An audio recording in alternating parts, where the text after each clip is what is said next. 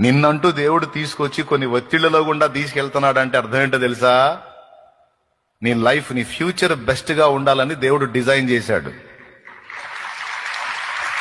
అర్థమైందా? నీ ఫ్యూచర్ ఆశీర్వాదకరంగా ఉండాలని నిన్ను ముళ్ళబాటలో గుండా తీసుకెళ్తున్నాడు దేవుడు. మల్లె పూల బాటలో కాదు, కాళ్ళ కింద చల్లగా సువాసనగా మెత్తగా ఉండటానికి. మల్లెపూలు కాదు, ముళ్ళ బాటలో గుండా తీసుకెళ్తాడు.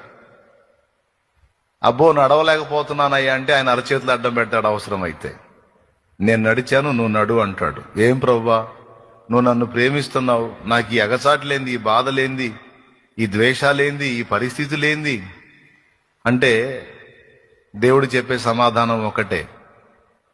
ఏశావు అనేవాడు యాకోబు జీవితంలో లేకపోతే యాకోబు అనేవాడు ఇశ్రాయేలుగా మారే ఛాన్సే లేదు.